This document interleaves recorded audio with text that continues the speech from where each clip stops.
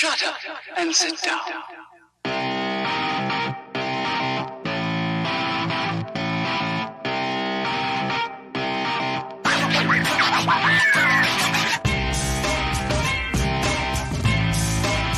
What's up?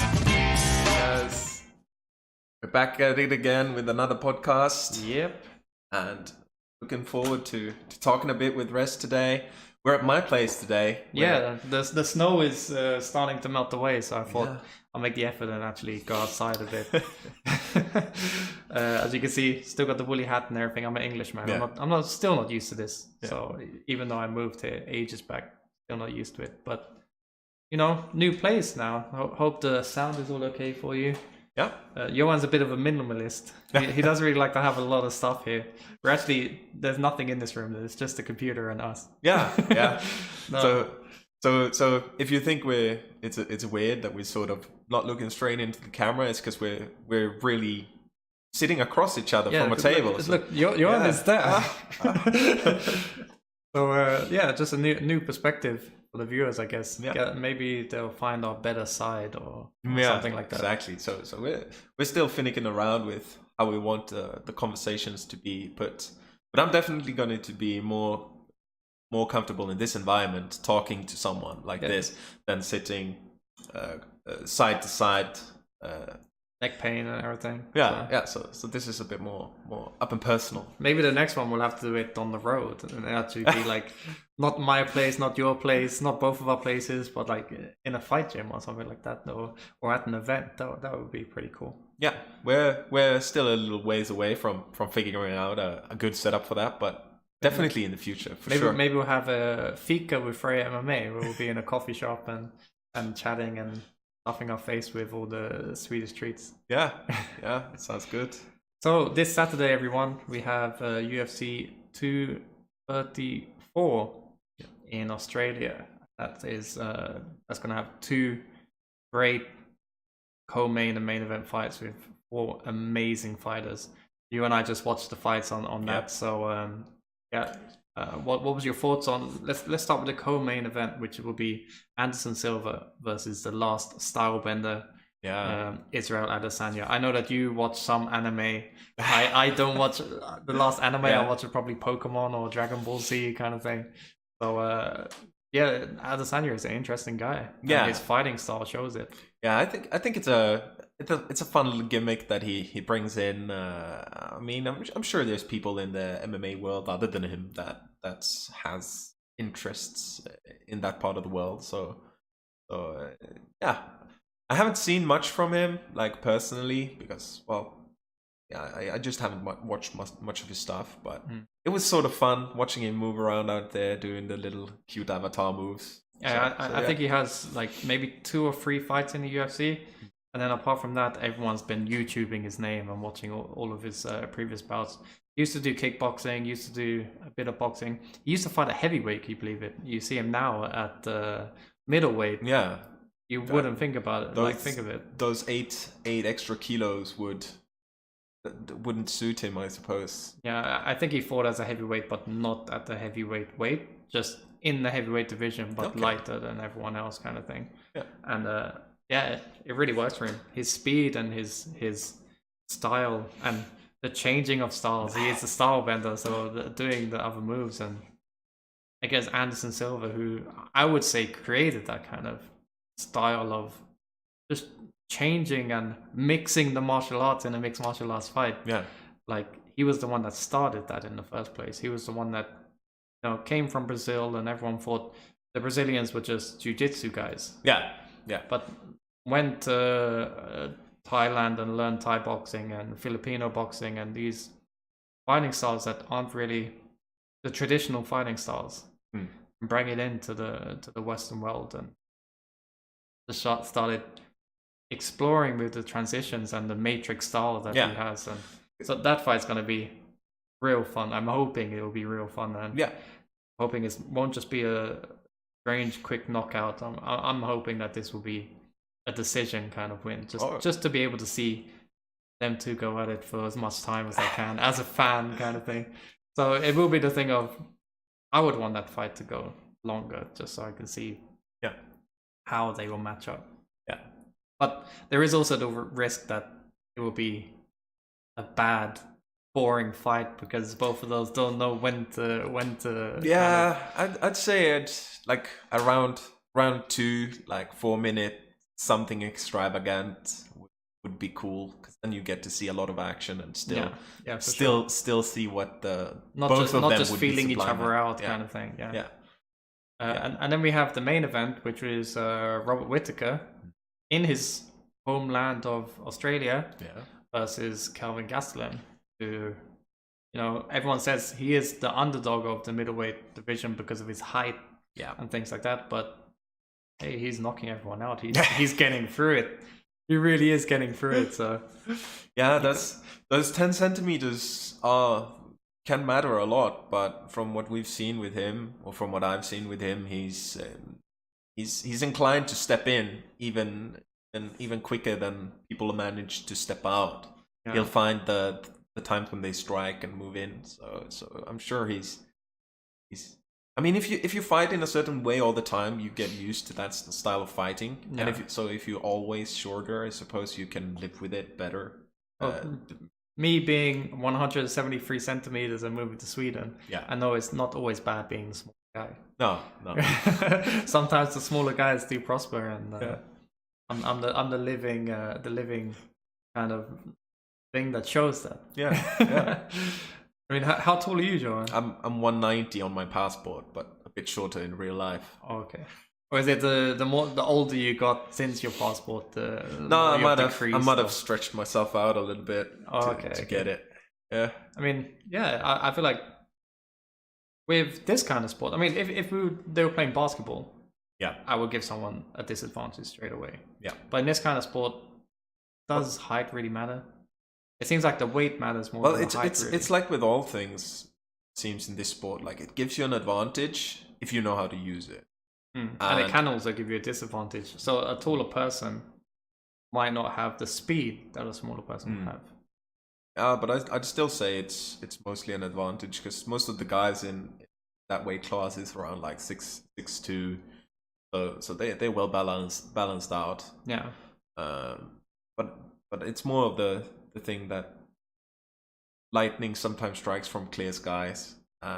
It seems in MMA. Yeah. So you can't always trust the paper, so to say. Yeah, and a lot of people say bigger body is a bigger target. Yeah. So a smaller person will be able to protect everything and fold themselves a bit better to be able to put a nice guard up. A longer person, there's a lot of meat there that's unprotected, shall I say, so you can just chop that down. Yeah. That's the kind of way that it can be put. That's my perspective. So that's UFC, and obviously it's going to have a great undercard as well. I know a lot of people online were saying, who's this guy, who's that guy, about the card, but it's these kind of events where you can really find the next big thing. Yeah. I mean, everyone keep an eye on the division. So, and then there is also Bellator, which is happening in Newcastle in England. So that would be a nice starter to this event, because it's a bit earlier on in the day as well. So apart from that, we thought that we'll have a different kind of look on this podcast today. Yep. And it'd be a bit of a sit back, relax, and chat shit podcast about the things that we want to talk about. So there was a few things that I did kind of want to say from the last podcast as well, because I got a bit of feedback from it. Yeah, a few retractions, a few corrections. Yeah, exactly. Some statements made from some input received. So first thing is first. In the last podcast, we did say that Serda's Fight Gym with Adam Westland and Westeros Fight Club with Robin Roos have some sort of competition against each other. The head coach at Westeros Fight Club has actually cleared that up and said that there is not any proper beef there. Those two work hand in hand together, building the Swedish national team as well, and there is no animosity against each other. So the input that was given to me from an unknown source, that was probably just hyping up the fight for me. Yeah. So it wasn't me that it was just things that I heard. I wasn't trying to light a fire under these guys. It was just the things that I heard. But it is still the fight that I want to fucking see. Yeah. It's still gonna be a great fight. Yeah. Even without the personal animosity between them. They're just two great prospects in the same weight that it's gonna be inevitable that they're gonna fight. So that was the first thing. Apologize for the misinformation. The second thing, and I'm not a person to call out names and stuff like that, so I won't. Yeah. But with us doing our job of reporting and talking about MMA fights, there is always going to be a winner and a loser. Yeah. And I have the deepest respect for anybody that goes into the cage. Yes. And for sure fights, no matter if they get kind of completely like mauled on and like a quick win, or like taken down and choked out directly, or just complete like demolition. Yeah, you get to see the strong sides of people no matter what happens in a fight. You get to see perseverance, you get to see their willpower, you get to see their ability to withstand hardships, or how they handle when things go well. Yeah, I mean, Asher, who was on our last podcast, shout out to Asher. Yeah. He was, I had a little bit of a chat with him, and he put it in a great perspective for me. And that is that these fighters are literally taking off their clothes, being completely naked, not only physically, well, they're not completely naked, they've got shorts on, obviously, but not just physically, but emotionally and mentally naked. They're showing who they. You can't fake and be someone else when you're in there. No. Because if you do have the fear, it will come out. People will see it. You do have doubts in yourself, people will see it. But they are literally naked and exposed and doing a sport in front of people that want to see this. So there is going to be winners and there is going to be losers, and we will talk about both. But we do not want to offend anyone that has lost. No, for sure. I mean, as I said, everyone who steps into the ring is doing a marvelous feat. Yeah, exactly. When they're putting on a good show, they're showing ourselves our strength, and I don't think it would be productive to what would you say, to hate on someone that does that. So I just have the greatest respect for everyone who steps into the ring. And as well as being someone that is putting up this platform for us to talk about this kind of stuff, I'm also a human being. So I do have my favorite fighters. Yes. I do have my fighters that I think are I won't get on personally with, but when it comes down to the sport, yes, I will always just call it as it is. So, I will have, someone from England is facing someone from America. Go the English guy kind of thing.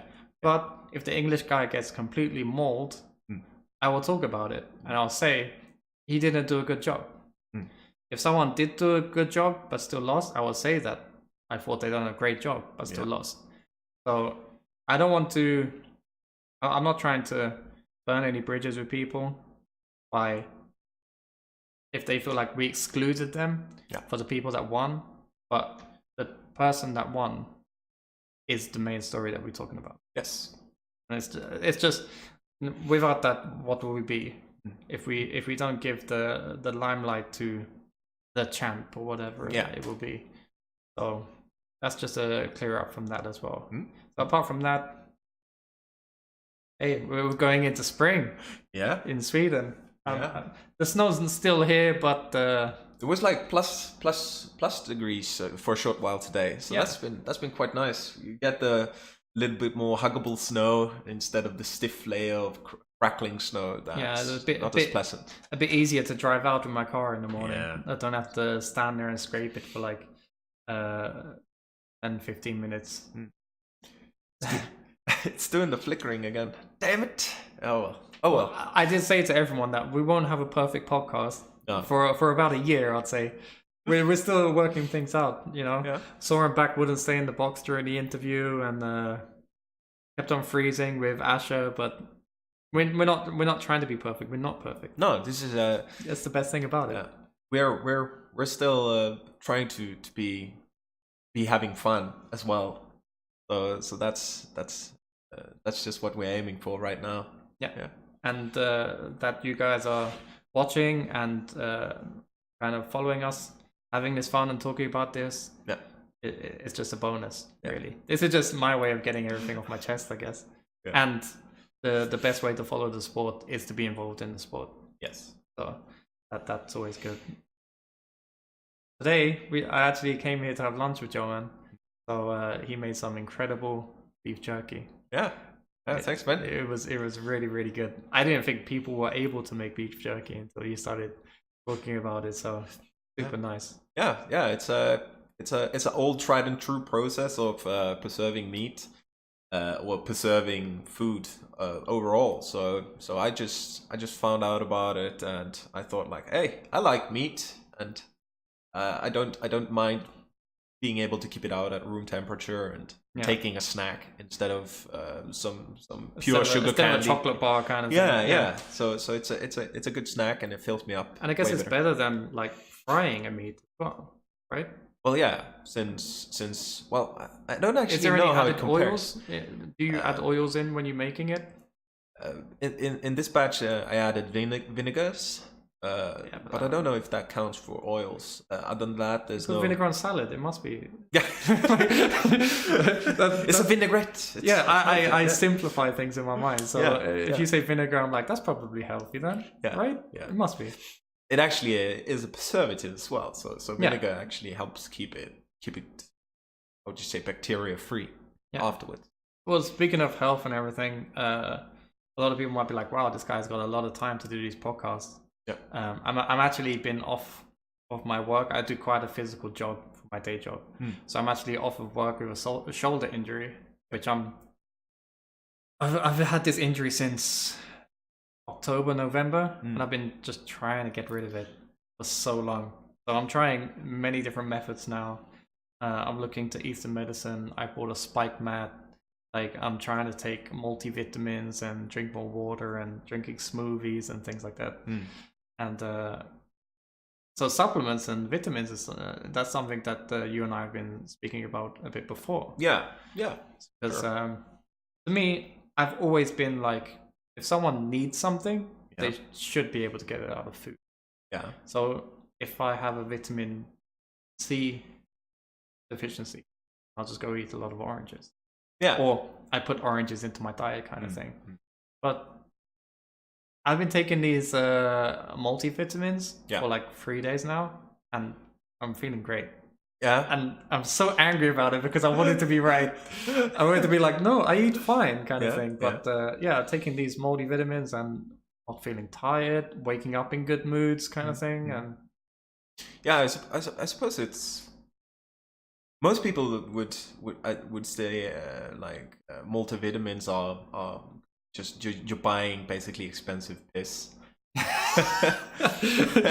Well, is that drinking my own piss, or? but I'm not quite sure. I mean, if you have a deficiency and you're not eating a rounded diet enough to supplement the things, which I'm not quite sure about. I'm not into. Because you see these athletes as well. Yeah. That they must have great food habits. Yeah. But yet they take these extra vitamins. And I've always been like, if you're going to be a regular person, then you should be able to get out of food. Yeah. But these athletes might not be doing what a regular person should be doing by working out 6 hours a day and going into a cage and fighting or running or whatever your sport or preference is. Yeah. So I've always been a bit like, going through the supermarket and seeing all these whey protein powders and shakes and stuff like that, I've always been like, why is that needed? You want protein, you eat a chicken, or stuff like that. One thing that completely blows my mind is MMA fighters that are vegans. What the fuck I don't understand how people can be vegans, let alone athletes. Yeah. So I suppose it's a lot of effort with a lot of control and measurements to get the right amount of proteins and carbohydrates into the meals. Yeah. because I had imagined that you'd have to eat a lot, like a lot of mass to put in the amount of energy you have to eat with a vegan diet. Yeah, I mean, you know, a small piece of chicken, and then a vegan protein, something different as vegan. You must have to eat so much more to be able to get the same amount of protein as chicken, kind of thing. Yeah, I completely agree with that. But it seems from what I've heard from people who've gone vegan, it's like a readaptation period where your body learns to take in the new form of substance, and then it goes back to normal and feel good, and the body starts performing again. And I mean, I've heard the same thing from people who have been on the carnivore diet. They've had that dip in the performance, and then they've gone back up and started feeling good again. So I don't know what causes it, but it seems like you're able to eat with a wide variety and still perform. Yeah. As far as supplements goes, I mean, every single person who goes on Joe Rogan, he always asks, "What supplements do you take?" And the strange thing I found is everyone has something that they add in, like everyone, and most of them add in different things. And this is the thing, Joe Rogan is sponsored by who's it sponsored? I know they do fuck, I can't even remember it. And it is a thing of I can't remember it. It's not a thing that we can't say it. He has his own supplement range as well. Yeah. Not Muscle Farm. I can't remember what it is. Same. But I think he's asking people so that they can go back to him and say, "Oh, we use these supplements that you make." And he recommends. He sometimes recommends that thing that they make. Like, this one is good. Yeah.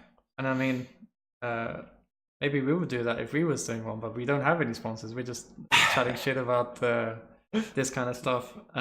But yeah, I mean, I'm guessing there is something about it. I mean, in this 3 days that I've taken just regular multivitamins that I bought in our Swedish supermarket. Yeah. In those 3 days, I also went to the gym like every day of those days. Usually me going to the gym, it's a struggle mentally to get there, first of all. And that's always apparently everyone's first problem is I've got to leave my home to go and get to the gym. Hence why I kind of built my own gym at home as well. But I'm still trying to get to the gym because I know I'll work out differently. Going to a gym. So in that sense, me waking up feeling good. So then I'm like, what do I do today? Because I'm out of work at the moment because I can't work with this injury. So then I'm like, I'll go to the gym. And for me to first do that, that's great. For me to then go to the gym and then continue my day normally and not feel like, it's a rare feeling being that motivated in the morning. I have a lot of, what would you say, struggles with that as well. And it's just such a good feeling when you get a good start on your day and start off active, because it goes with you the rest of the day for sure. You'd think that you'd be depleted, but something kicks in and you stay sharp throughout the day. Yeah, I mean, every day that I've been off work, I'm still waking up early because I drive my wife to work. And I'm still doing something.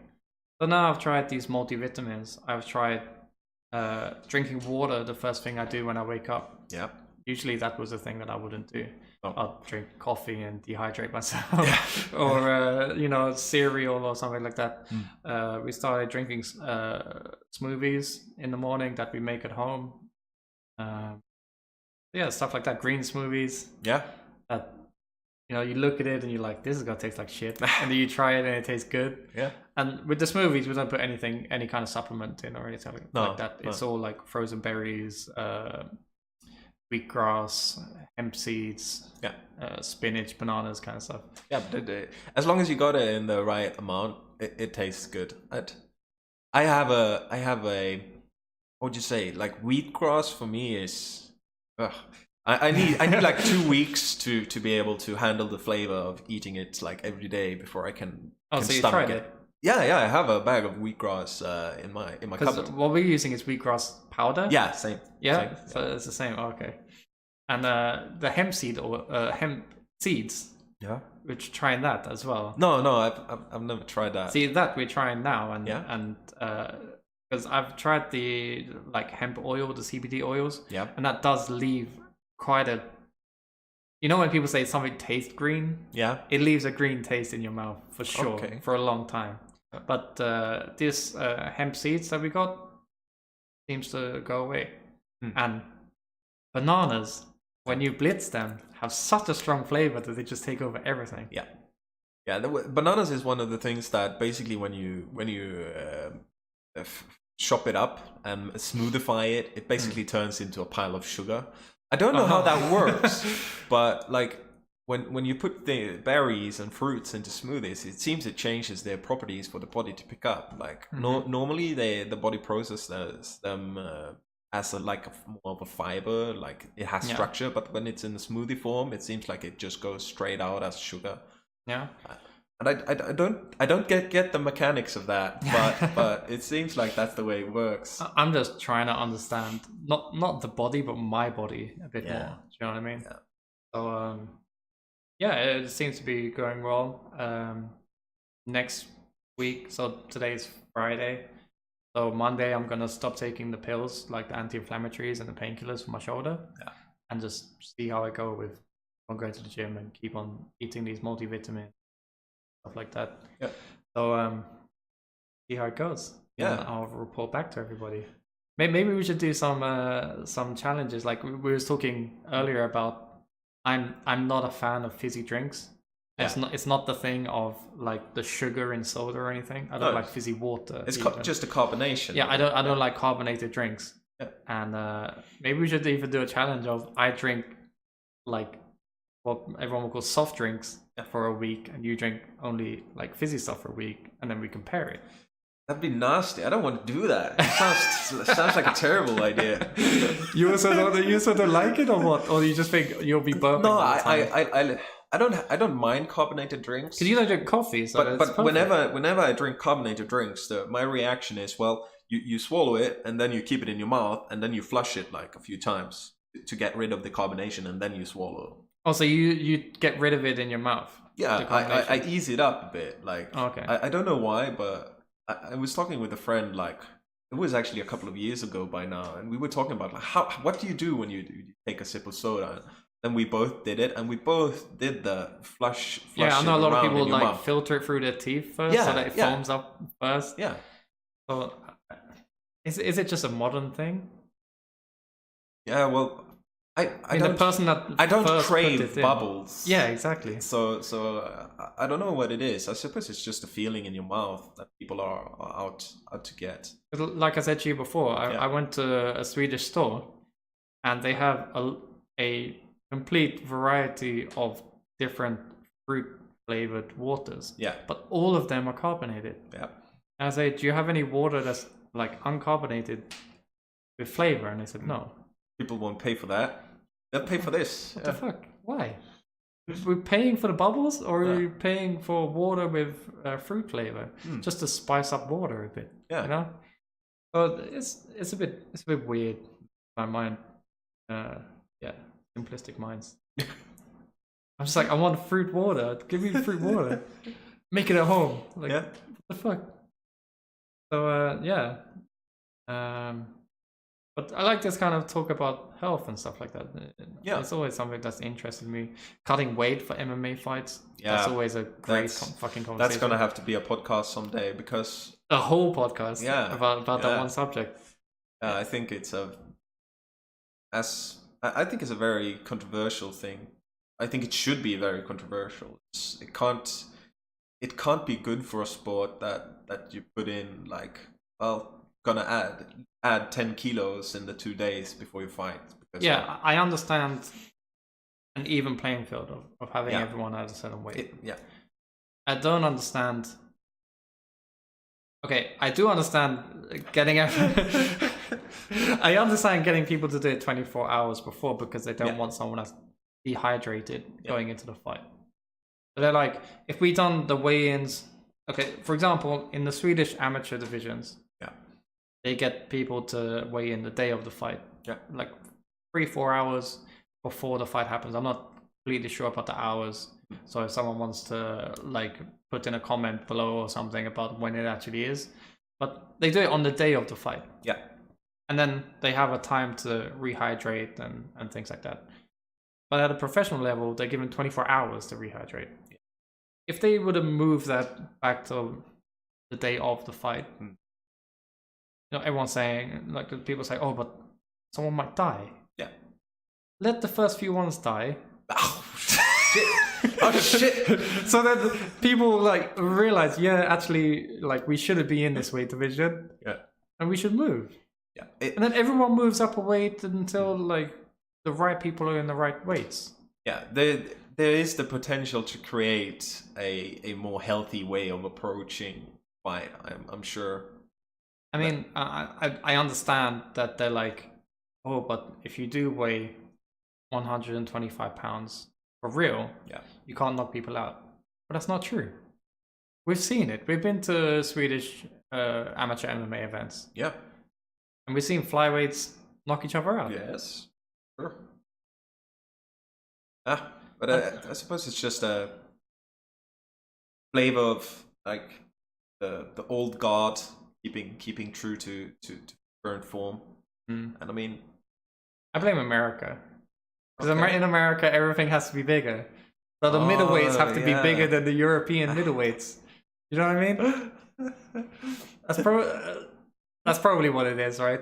It could be. You say America likes it big. It's true. I haven't thought about it, so I think I'll give a pass on that one. Yeah. But yeah, that is also another great conversation that we can take on for hours. Maybe we'll put a 3-part podcast on one subject. Yeah. So yeah, so what did we speak about today? Supplements. Yeah. The misinformed information. Yeah. Misinformed. Is it even called information if it's misinformed? Well, the stuff that came out of our mouth from the last podcast. Yeah. Error correction. Let's keep it at that. We spoke about that. And then we have the UFC happening. And I hope you enjoyed this one. Yeah. A bit of more of a laid back kind of getting to know us a bit more. Yeah. Anything else that you wanna quickly hit up on? No, as always.